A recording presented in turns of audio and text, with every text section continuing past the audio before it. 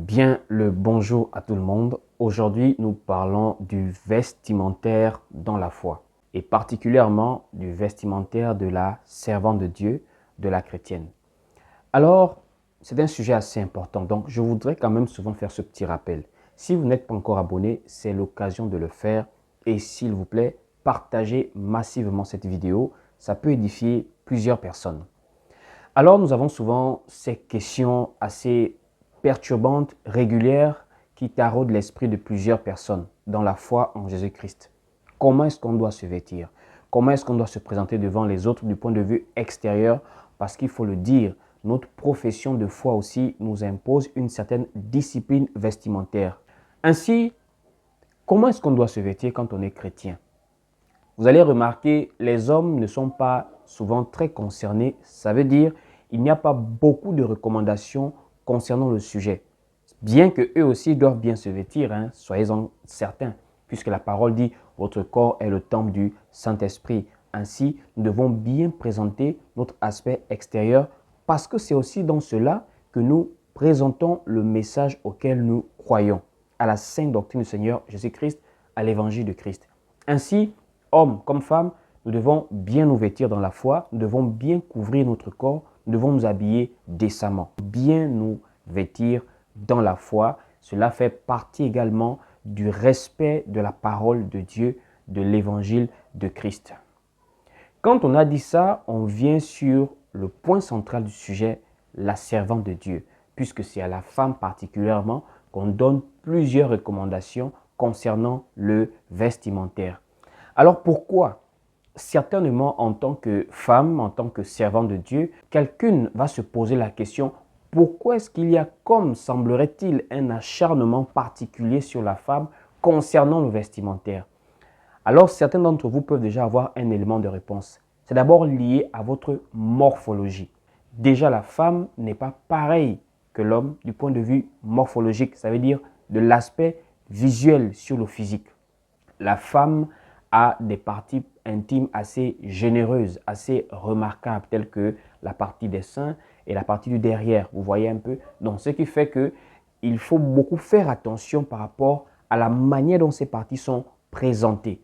Et il ne faut pas oublier que la nudité, ce n'est pas seulement les appareils génitaux. La nudité, ce sont des parties qui sont des parties intimes du corps. Et plusieurs personnes ne savent pas souvent qu'il y a des parties qui semblent être banales, mais en réalité sont des parties intimes du corps, comme les cuisses par exemple, comme le nombril par exemple, comme le dos par exemple. Ce sont des parties qui sont intimes du corps. Mais de nos jours, on a l'impression que c'est seulement au niveau des appareils génitaux qu'on a la nudité et qu'on doit cacher. Quand on voit par exemple comment des femmes du monde, comment le monde aujourd'hui présente l'aspect du vestimentaire, des femmes qui se mettent en valeur, qui montrent presque tout, à l'exception de cette petite partie de l'appareil génital, ce qui n'a absolument rien à voir pour les sœurs dans la foi.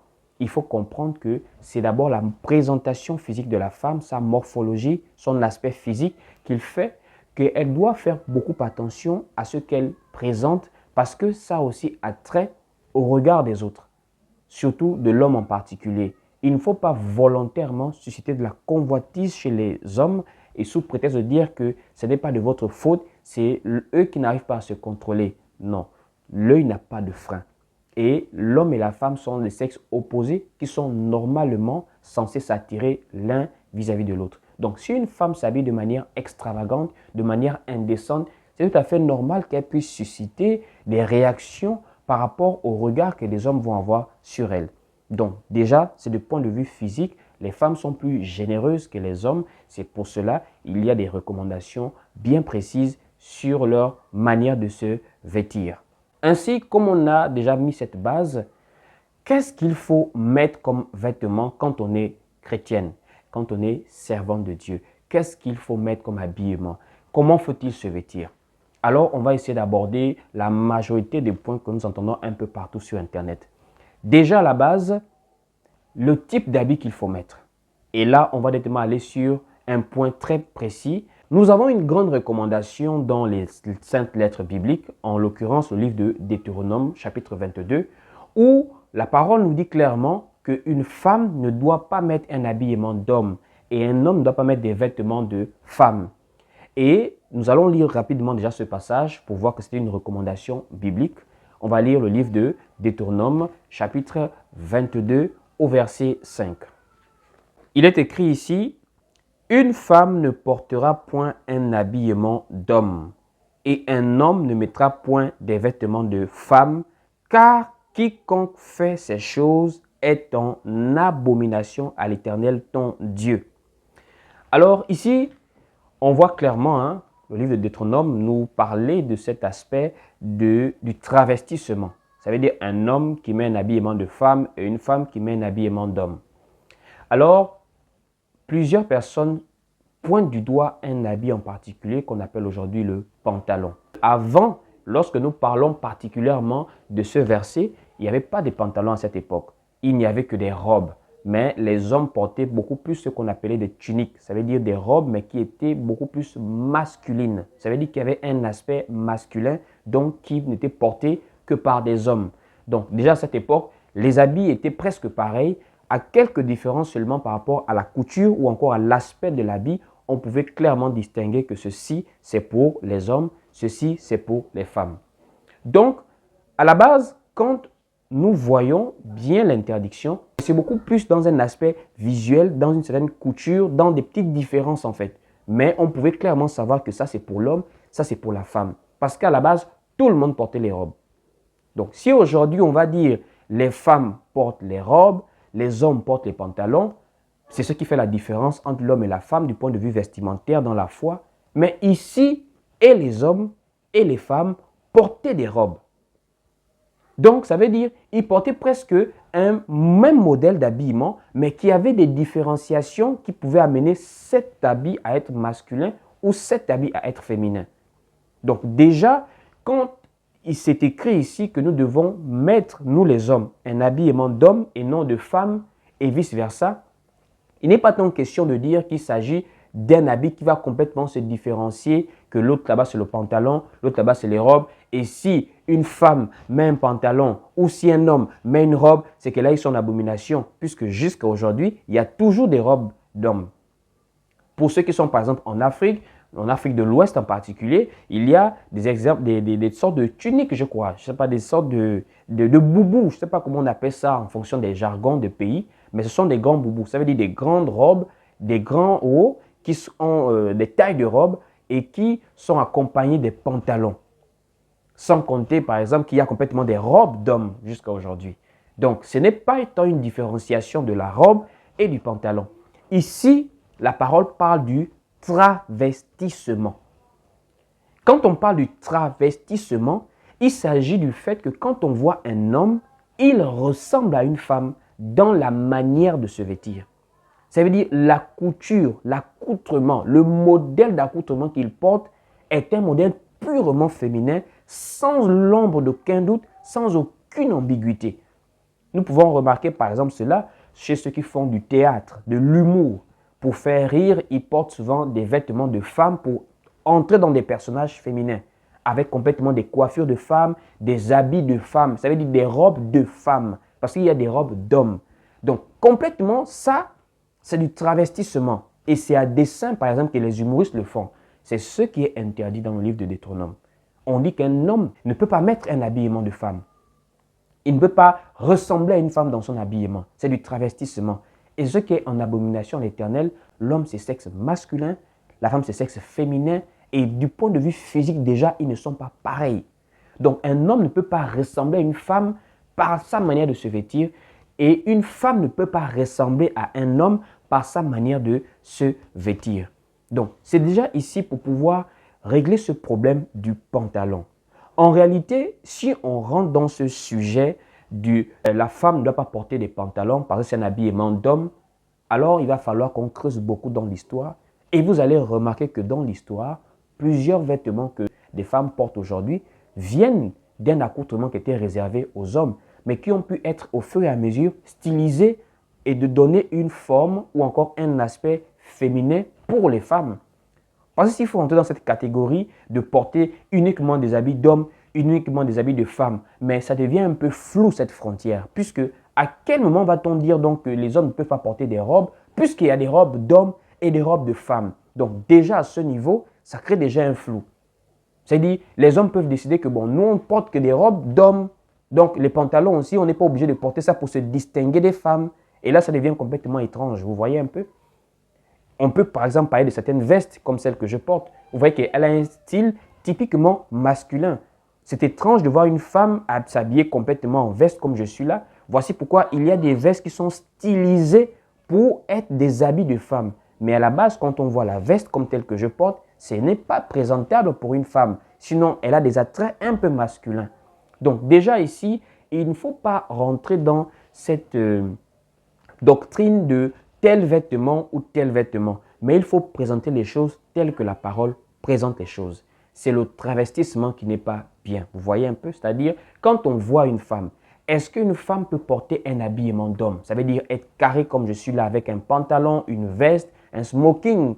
Ça ne sera pas bien perçu. C'est comme si un homme se présente avec une robe de femme, même qui a une couture féminine, qui se présente sous une forme féminine, et un homme porte ça. Ce n'est pas bien en fait.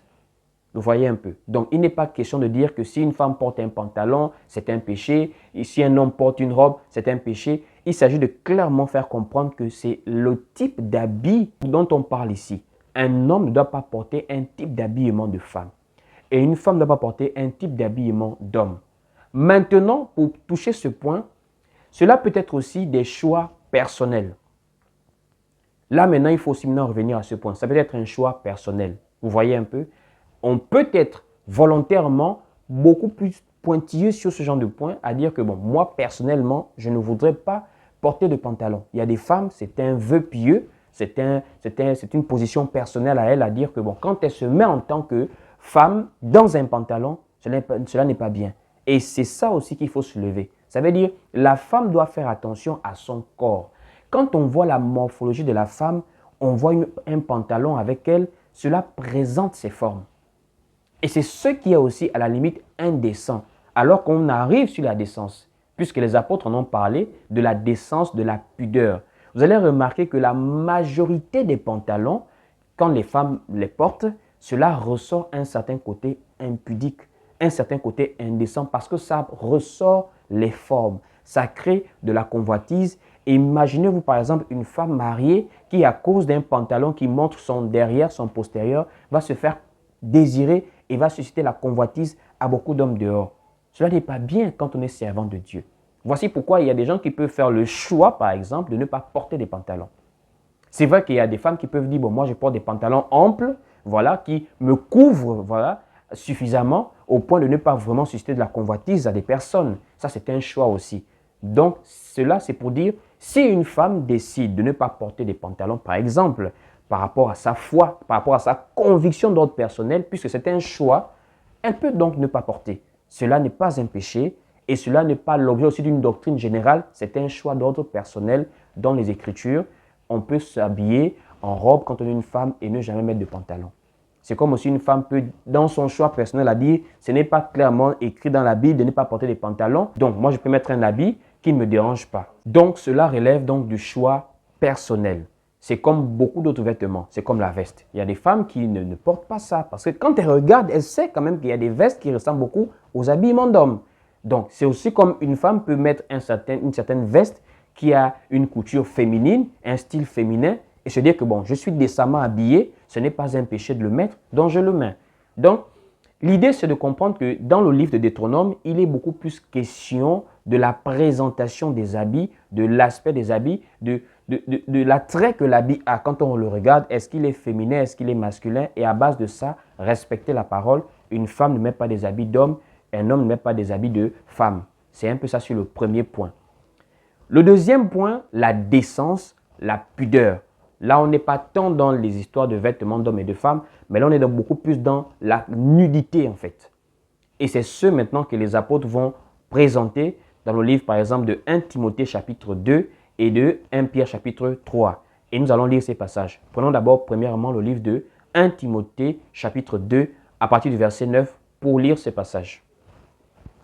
Il est écrit ici, « Je veux aussi que les femmes vêtues d'une manière décente, avec pudeur et modestie, ne se parent ni de tresses, ni d'or, ni de perles, ni d'habits somptueux, mais qu'elle se pare de bonnes œuvres, comme il convient à des femmes qui font profession de servir Dieu. Donc ici, on a deux aspects qui se dégagent de cette recommandation. Premièrement, il y a le côté de la décence. Deuxièmement, il y a ce point que les femmes aussi soulèvent souvent sur les tresses, sur les bijoux. On en reviendra. Allons-y d'abord voir la confirmation de l'apôtre Pierre sur la décence, sur la nudité. C'est le point que nous soulevons maintenant, la nudité. On va prendre 1 Pierre chapitre 3. 1 Pierre chapitre 3, dès le verset 3, il est écrit ici. « Ayez non cette parure extérieure qui consiste dans les cheveux tressés, les ornements d'or ou les habits qu'on revêt, mais la parure intérieure est cachée dans le cœur, la pureté incorruptible d'un esprit doux et paisible qui est d'un grand prix devant Dieu. Ainsi se paraient autrefois les saintes femmes qui espéraient en Dieu, soumises à leur mari. » Alors ici, remarquez bien, on parle de la décence et on parle de certains ornements, d'où je parlais des bijoux. Prenons d'abord le deuxième point sur la décence. Quand on parle de la décence concernant le vestimentaire de la femme, on parle de la pudeur également, et tout ceci, et décence et pudeur, renvoie simplement au fait de couvrir sa nudité. Ça veut dire bien couvrir son corps, les parties de son corps qui pourraient être intimes, qui pourraient être comme une nudité en fait. Et c'est ce que je disais dès le départ. Par exemple, les cuisses. Il y a des femmes qui ont l'impression que les cuisses ne sont pas dans la nudité. Le dos n'est pas dans la nudité. Même certaines parties des bras montées vers le torse, vers les aisselles, ce n'est pas là de la nudité. Il y a même d'autres femmes au jour d'aujourd'hui qui même complètement la poitrine, ce n'est plus la nudité pour elles. Alors que c'est ce que les apôtres vont recommander aux femmes qui servent Dieu. Elles doivent recouvrir des parties qui sont des parties de nudité en fait. Et cela, ça permet d'être pudique, d'être décente. Qu'est-ce que ça veut dire quand on te voit en tant que femme? Ça veut simplement dire que tu ne donnes pas à un homme la pensée du sexe. Tu n'éveilles pas en lui du désir, de la convoitise sexuelle. Parce que ce qui est sûr, c'est que quand on voit une femme dans la rue, on ne sait pas comment elle se comporte. C'est directement l'attirance physique qui est le premier lien quand un homme désire une femme. Et c'est ce que les apôtres disent de faire attention. Il faut éviter que le désir de l'homme soit provoqué de manière indécente par notre vestimentaire quand nous sommes une femme dans la foi. Vous voyez un peu? Ça veut dire que quand un homme te regarde, il ne doit pas pouvoir percevoir des parties intimes chez toi. Surtout pour les femmes qui sont déjà même mariées. Ça, c'est comme susciter de la convoitise chez d'autres hommes. C'est gravissime en fait. Donc, la décence, c'est important. La nudité, c'est important. C'est ce qui convient à des femmes qui font profession de servir Dieu.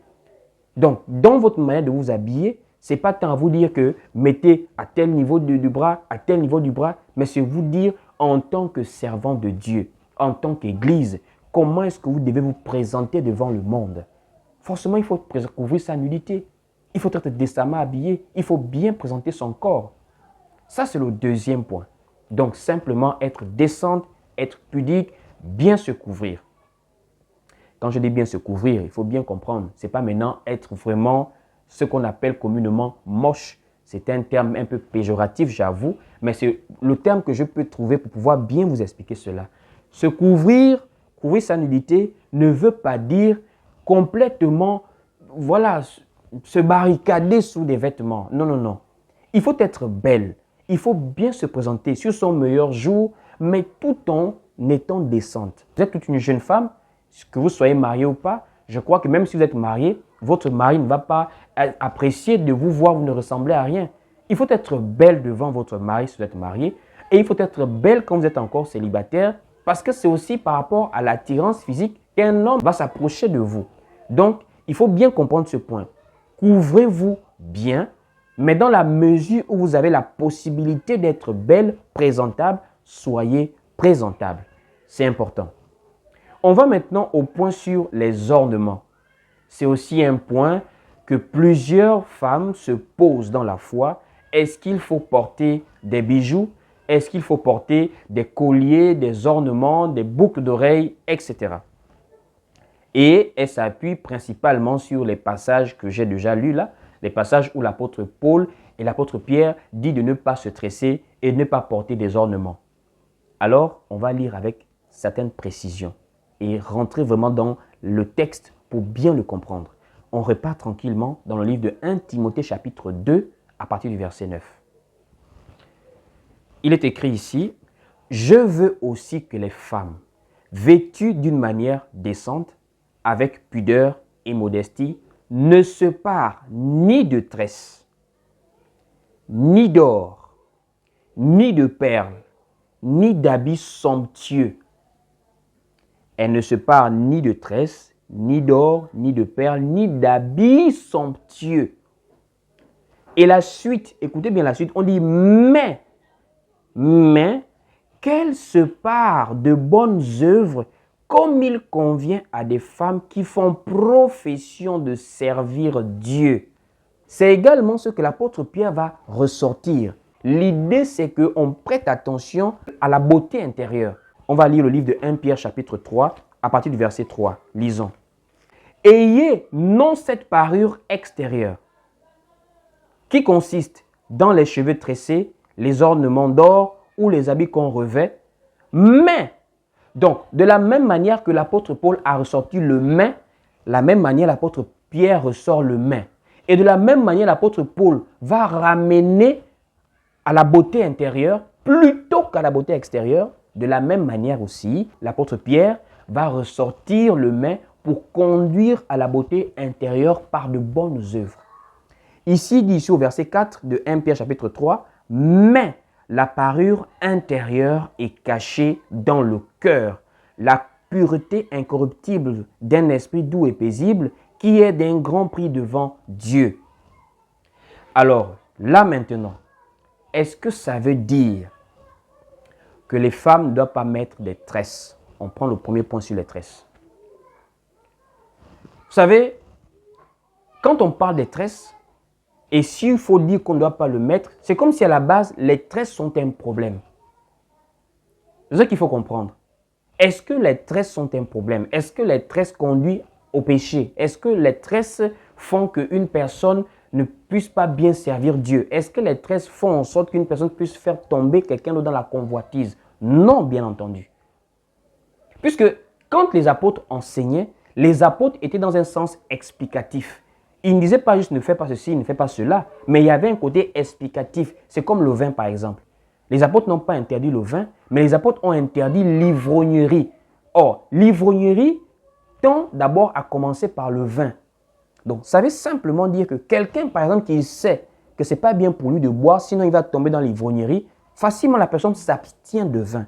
Mais quelqu'un qui sait qu'il n'est pas un ivrogne, il peut prendre un verre de vin, le vin n'est pas interdit pour cette personne.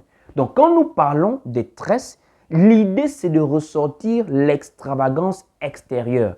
Parce que s'il faut clairement parler des tresses, alors on va complètement voir que, par exemple, Samson portait des tresses, 7 tresses sur sa tête. Alors que Samson était un serviteur de Dieu. On dit l'Esprit de l'Éternel descendait sur Samson pour terrasser plusieurs personnes du point de vue de la lutte physique. Mais si les tresses étaient un problème, alors ça devait être présenté comme étant un mal. Et je ne pense pas qu'un serviteur de Dieu devait avoir, même au contraire, sa force dans des cheveux tressés. Vous voyez un peu? Donc déjà, c'est un premier point pour faire comprendre que les tresses ne sont pas un problème. Et nous allons lire cela puisque nous sommes ici avec des vérifications bibliques. Prenons ensemble le livre de Juges. Juges chapitre 16, on va prendre le verset 13 par exemple. Il est écrit ici, « Delilah dit à Samson, « Jusqu'à présent, tu t'es joué de moi. Tu m'as dit des mensonges. Déclare-moi avec quoi il faut te lier. » Il lui dit, « Tu n'as qu'à tisser les 7 tresses de ma tête avec la chaîne de tissu. » Et au verset 19, écoutez, il est écrit ici, « Elle l'endormit sur ses genoux et, ayant appelé un homme, elle rasa les 7 tresses de la tête de Samson et commença ainsi à le dompter. Il perdit sa force. » C'est vrai qu'ici, on sait très bien que ça a un aspect prophétique, mais on parle également d'un événement qui a eu lieu dans le physique, dans le naturel. Samson était un personnage bien réel. Donc, quand on parle de cette tresse, il s'agit également des tresses bien réelles sur les cheveux.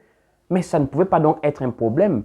Mais donc, on comprend alors que les apôtres sont en train de ressortir un côté extravagant et non que c'est la tresse le problème. Et c'est la même chose pour le reste des choses. Parce que si on veut rentrer dans les interdictions verset par verset, alors on va se bloquer quelque part. Premier point, l'apôtre Paul parle des habits somptueux. Alors quand on parle d'habits somptueux, on peut parler des habits qui sont luxueux. Parce que quand on parle de quelque chose de somptueux, c'est quelque chose qui a de la valeur, quelque chose qui est luxueux, quelque chose qui est brillant, remarquable. Mais est-ce que c'est interdit de porter des habits somptueux si on en a les moyens par exemple?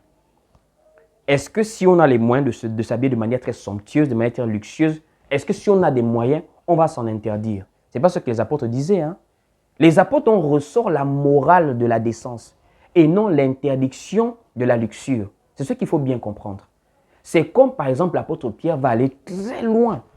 L'apôtre Pierre va dire dans les habits qu'on revêt. Or, quand on parle des habits qu'on revêt, il parle des habits qu'on porte. Allons-y lire un peu l'apôtre Pierre. On repart dans 1 Pierre chapitre 3 au verset 3. Ayez non cette parure extérieure, donc il parle du vêtement, voilà, qui consiste dans les cheveux tressés, comme l'apôtre Paul, les ornements d'or ou les habits qu'on revêt. Donc les habits qu'on revêt, est-ce que les gens doivent déjà marcher nus? Est-ce que les gens doivent marcher vraiment? Qu'est-ce qu'il veut dire ici? Parce qu'il parle des habits qu'on revêt, donc des habits qu'on porte. Donc en un mot, les apôtres sont en train de ressortir la morale. Il faut que nous soyons décents. Il faut que nous soyons pudiques. Il faut que les femmes soient réservées, soient simples dans leur vestimentaire. D'où l'apôtre Paul a parlé de somptueux. Une femme qui sert Dieu a tendance à devoir être simple, discrète à la limite, pas se faire remarquer dans son vestimentaire. Donc, voici pourquoi j'ai expliqué les tresses. On parle également donc de l'or, les bijoux. Et l'apôtre Paul va parler de ça. Donc, on repart dans 1 Timothée 2. L'apôtre Paul parle des bijoux. Donc, il dit ici, dans 1 Timothée 2 au verset 9, « Je veux que les femmes aussi, vêtues de manière décente, avec pudeur et modestie, ne se parlent ni de tresses, ni d'or, ni de perles, ni d'habits somptueux. » Bon, est-ce que les bijoux en or ou encore les perles sont interdits? Allons-y donc regarder, puisque quand les apôtres prêchaient avec les textes de l'Ancien Testament, ce qu'on appelle communément l'Ancien Testament, la première partie de la Bible que nous utilisons aujourd'hui. Donc, ce sont ces textes que les apôtres utilisaient. Et jusqu'à maintenant, nous ne voyons pas les textes de l'Ancien Testament qui condamnent clairement le port des bijoux, le port des perles. Bien au contraire. Donc, en réalité, il faut comprendre que les apôtres ne condamnaient pas l'or, ne condamnaient pas les perles, mais condamnaient l'attitude lorsqu'on porte ces choses. Ça veut dire, est-ce qu'on est dans une attitude de présenter cela en premier, d'extérioriser trop la beauté, de s'appuyer trop sur la beauté extérieure, sachant que cela peut susciter des convoitises. C'est la question qu'il faut se poser. Donc, les apôtres ici n'ont pas interdit de l'or, n'ont pas interdit des bijoux, puisqu'ils ne parlent même pas des hommes, ils parlent des femmes. Donc, en réalité, les bijoux, ce n'est pas le problème, puisque moi, je ne suis pas concerné par cette interdiction. Je peux porter donc des bijoux. Je peux mettre mes chaînettes, je peux mettre un bracelet. Donc, en réalité, ce n'est pas le bracelet le problème. Ce n'est pas l'or le problème. Le problème, c'est la femme qui fait profession de servir Dieu. Il faut qu'elle fasse très attention à cet aspect extérieur. Si elle peut s'en défaire, qu'elle soit le plus simple possible afin de se concentrer sur les bonnes œuvres. Alors, allons-y prendre par exemple d'abord les perles. Le livre de Cantiques des Cantiques parle des perles. Or, nous savons que Cantiques des Cantiques est un livre poétique qui symbolise même l'amour entre l'homme et la femme ou encore l'amour de Christ par rapport à l'Église. Donc, Cantiques des Cantiques parle des perles, par exemple. Allons-y prendre Cantiques des Cantiques, chapitre 1er, au verset 10. Allons-y lire. « Tes joues sont belles au milieu des colliers. Ton cou est beau au milieu des rangées de perles. » Donc, on parle de colliers, on parle de chaînettes aujourd'hui, on parle des perles, on parle des bracelets aujourd'hui. Vous voyez un peu? Allons-y donc maintenant aussi voir par exemple comment en Israël, on utilisait, des gens portaient, les hommes et les femmes portaient des bijoux, des anneaux, des colliers. Regardez par exemple l'histoire de Rebecca. Eliezer, le serviteur d'Abraham, lorsqu'il part choisir Rebecca, une femme pour Isaac, mais il va mettre un anneau, il va mettre des perles à Rebecca, des bracelets. Allons-y lire le livre de Genèse chapitre 24. Donc Genèse 24, déjà au verset 22, il est écrit ici. Quand les chameaux eurent fini de boire, l'homme prit un anneau d'or de poids d'un demi-cycle et 2 bracelets du poids de 10 cycles d'or. Et il va prendre ça pour les mettre sur Rebecca. Prenons maintenant au verset 30. Au verset 30, il est écrit ici, « Il avait vu l'anneau et les bracelets aux mains de sa sœur et il avait entendu les paroles de Rebecca, sa sœur. » Donc nous voyons clairement ici que Rebecca portait des bracelets et elle avait un anneau d'or. Et allons-y au verset 47. Au verset 47, il est écrit ici, « Je l'ai interrogée et j'ai dit, « De qui es-tu fille ?» Elle a répondu, « Je suis fille de Bethuel, fils de Nacor et de Milca. J'ai mis l'anneau à son nez et les bracelets à ses mains. » Donc là, on ne parle même pas des boucles d'oreilles, hein. On parle même jusqu'au nez ici. Ça, c'est des serviteurs de Dieu. Hein. Eliezer qui est serviteur d'un prophète, Abraham. Donc, on quitte là, par exemple, on va aussi voir, par exemple, un autre passage. Dans le livre de Genèse, chapitre 41, lorsque Pharaon va maintenant établir Joseph comme étant la deuxième personnalité de l'Égypte après lui. Il va mettre un collier au cou de Joseph et un anneau sur la main de Joseph. Allons-y lire. Genèse 41 au verset 40. Pharaon dit à Joseph, « Voici, je te donne le commandement de tout le pays d'Égypte. » Pharaon ôta son anneau de la main et le mit à la main de Joseph. Il le revêtit d'habits de fin lin et lui mit un collier d'or au cou. Donc clairement, nous comprenons que les Israélites avaient la culture de porter des bijoux. Et les apôtres, n'oubliez pas qu'à la base, ce sont des Israélites. Ce n'est pas qu'ils ne pas dans la loi d'Israélite, mais ils présentent clairement que l'objet n'est pas un péché. Le port de l'objet n'est pas un péché, mais c'est l'enseignement sur la décence qu'ils ont voulu ressortir lorsqu'ils ont exhorté l'Église. Repartons encore voir par exemple un autre passage dans l'Ancien Testament toujours, Exode 32.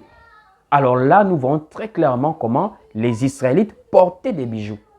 Allons-y lire cela.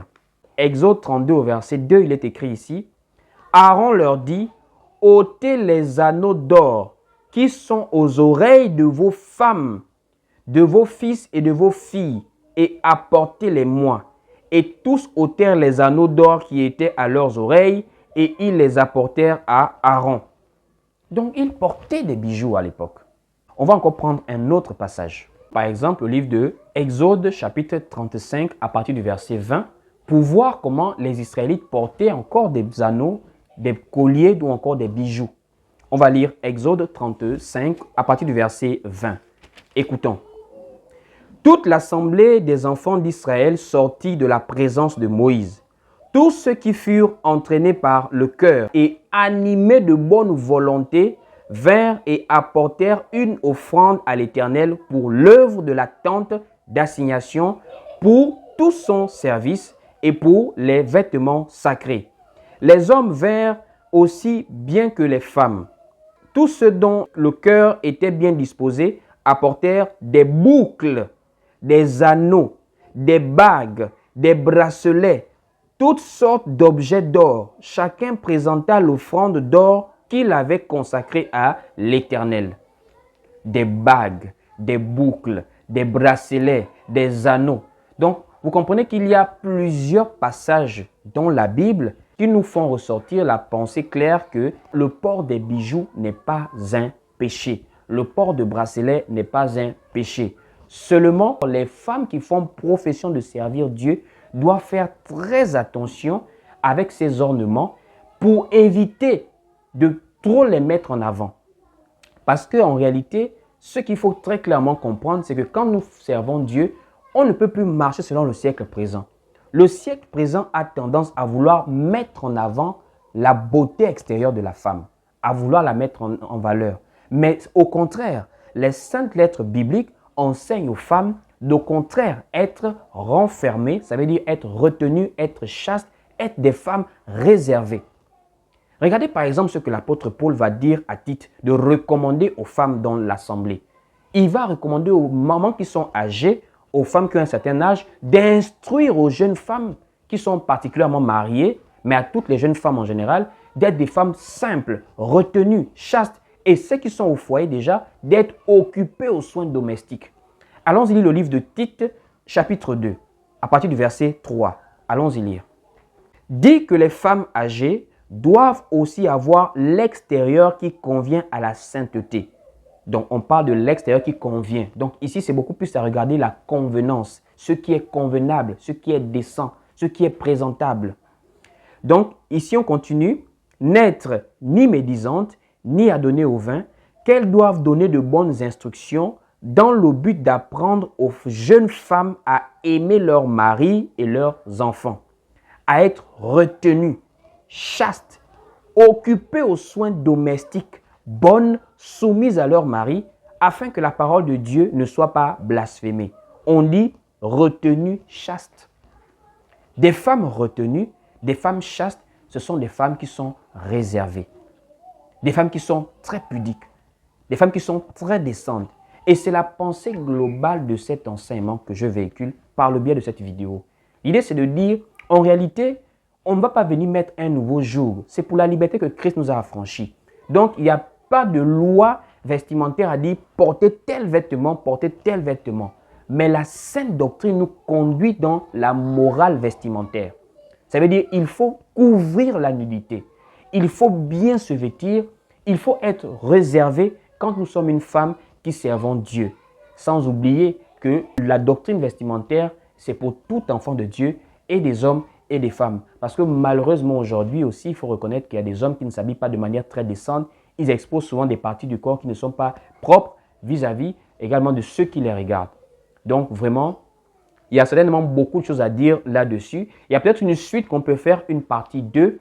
Ça concerne également aussi peut-être l'esthétique, hein, faire la beauté, le maquillage et toutes ces choses. Qu'est-ce que la parole de Dieu en dit là-dessus? C'est une même pensée, mais qu'on peut faire par exemple une partie 2. S'il y a un retour, s'il y a plusieurs commentaires, s'il y a un partage massif de cette vidéo et qu'il y a assez de vues, ce qui permet de montrer que des gens sont vraiment intéressés par ce contenu, par ce thème aussi, alors faites des retours, laissez des messages et on pourra faire donc une partie 2 pour davantage éclairer le peuple de Dieu par rapport à ces questions. Que Dieu vous bénisse. Nous sommes arrivés au terme de cette vidéo pour aujourd'hui. Si vous avez aimé, apprécié, vous avez été édifié, partagez massivement, laissez un commentaire. Si vous voulez être en contact avec nous ou encore si vous voulez simplement nous soutenir en apportant un don, une contribution, vous pouvez nous contacter sur WhatsApp au plus 241 74 31 70 87. Que Dieu vous bénisse. Shalom, paix et grâce à tous.